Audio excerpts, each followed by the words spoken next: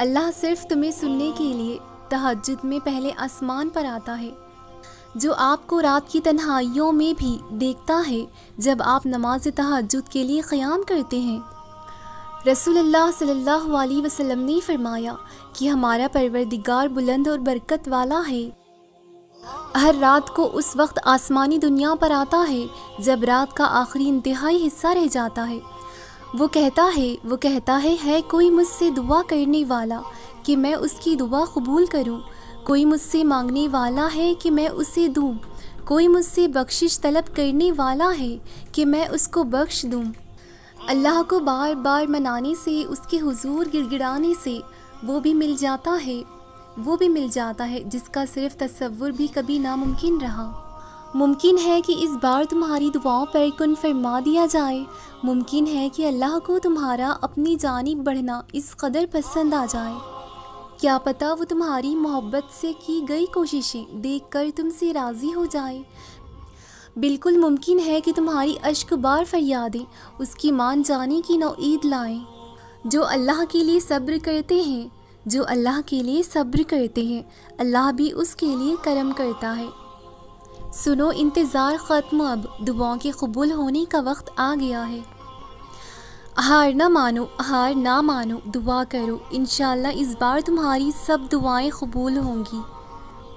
تم نماز میں اللہ سے قریب ہو کر تو دیکھو، وہ سارے کن تم سے خود ہی قریب کر دے گا۔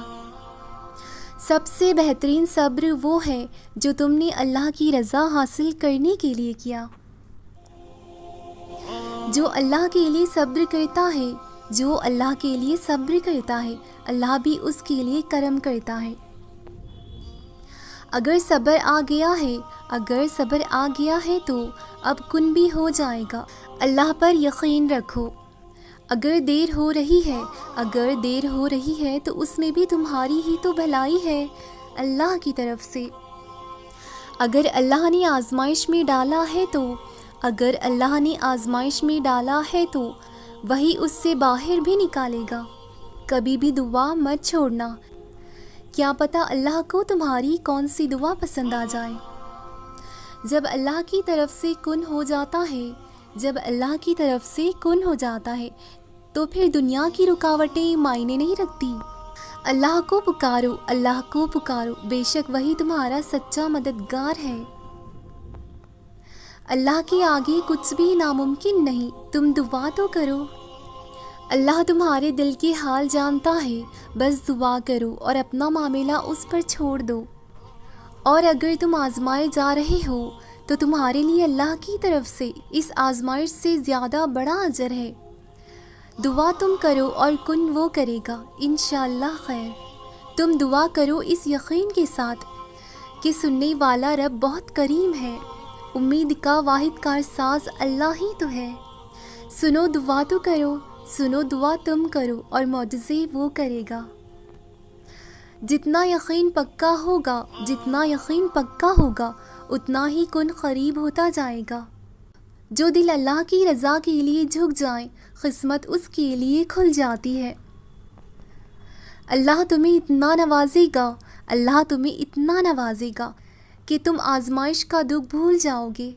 یہ تہجد پڑھنا بھی نشانی ہے کہ قبولیت دور نہیں ہے۔ اب اللہ سب دعائیں قبول کر دے گا، بس یقین رکھو۔ کیا ہوا اگر لوگوں نے ساتھ چھوڑ دیا؟ اللہ تو تمہارے ساتھ ہے نا۔ کوئی تو وجہ ہے کہ تم اب بھی یہی دعا کر رہے ہو، دیر سے ہی صحیح مگر تم کو قبولیت ضرور ملے گی۔ دعا کوئی بھی رد نہیں ہوتی، بس تھوڑا وقت لگتا ہے قبولیت میں۔ تہجد تو بہت لاڈلی عبادت ہے، یہ اپنی دعائیں منوا کر ہی رہتی ہیں۔ کبھی جب تم دنیا سے ہار جاؤ تو یاد رکھنا اللہ کے پاس تمہارے لیے اب بھی بہت کچھ ہے۔ ہر پریشانی اپنے ساتھ آسانی بھی لاتی ہے۔ اللہ اپنے بندوں کو تنہا نہیں چھوڑتا، وہ جو اس نے تمہارے لیے چن رکھا ہے وہ تمہاری سوچ سے بھی بڑھ کر ہے۔ یہ تہجد تمہاری ساری دعاؤں کے لیے کن لے کر آئے گی انشاءاللہ۔ اللہ تمہارے اس صبر کا صلہ کن سے دے گا انشاءاللہ۔ ہر مشکل میں اللہ ساتھ ہے تو پھر یہ ڈر کیسا؟ ہو سکتا ہے اللہ نے تمہاری چاہت کو اپنے پاس امانت رکھا ہو، تمہیں نوازے جانے کا فیصلہ ہو۔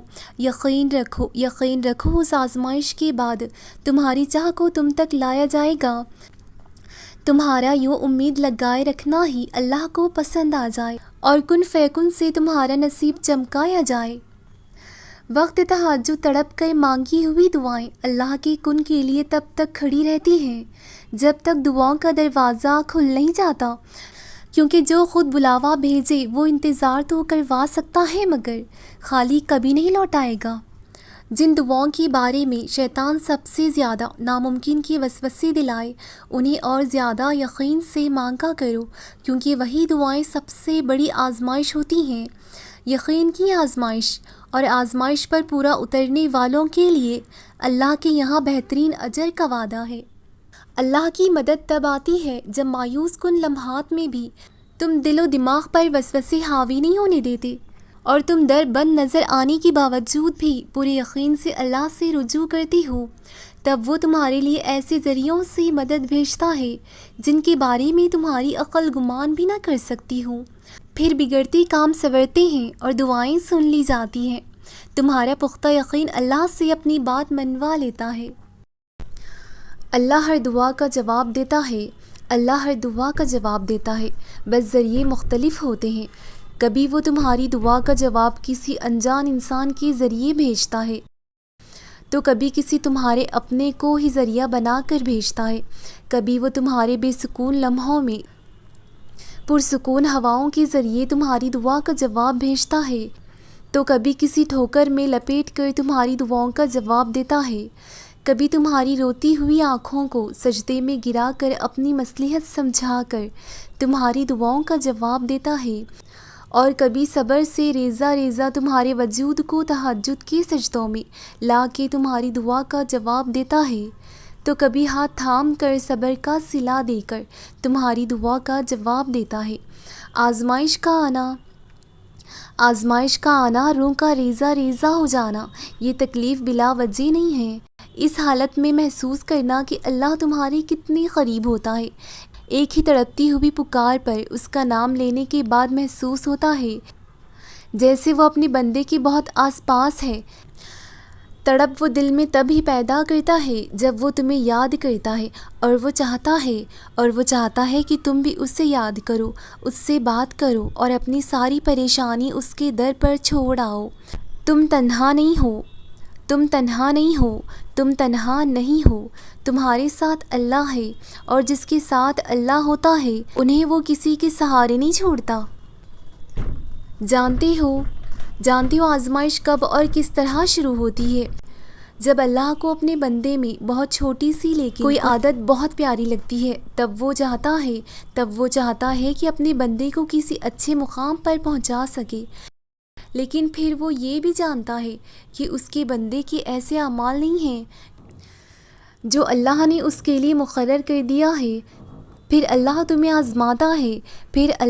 آزماتا ہے تمہاری سب سے پیاری چیز سے، تمہاری آزمائش کرتا ہے، کبھی اس سے وقتی دور کر کے اور کبھی کچھ بہتر دینے کے لیے۔ من پسند چیز اتنی پیاری ہوتی ہے کہ اس کا بندہ خود ہی اس کی جانب واپس لوٹ آتا ہے، اور جانتے ہو یہ وہی مقام ہوتا ہے جو اللہ تمہیں دینا چاہتا ہے، یعنی خود کا پتہ۔ اللہ کبھی بھی صرف پرہیزگار کا نہیں ہوتا، اللہ تو ہم سب کا ہوتا ہے، اور کبھی کبھی وہ ہم جیسے گنہگاروں کو بھی خود تک آنے کا موقع دیتا ہے۔ اسی لیے کہتے ہیں اللہ کبھی بھی بڑی بڑی نیکیوں سے نہیں بلکہ چھوٹی چھوٹی کوششوں سے ملتا ہے۔ دعاؤں کی قبولیت میں دیری صرف تب ہوتی ہے جب اللہ کو اپنے بندے کا مانگنا پسند آ جائے۔ اگر اب تک تمہاری دعاؤں کا جواب نہیں آیا تو اس کا یہ مطلب تو نہیں کہ کبھی نہیں آئے گا۔ اللہ سنتا ہے، اللہ سننا چاہتا ہے، تبھی تو روز تمہیں اپنے سامنے لے آتا ہے، اور کوئی تو وجہ ہے کہ اس نے اب تک قبولیت کی امید جگا رکھی ہے۔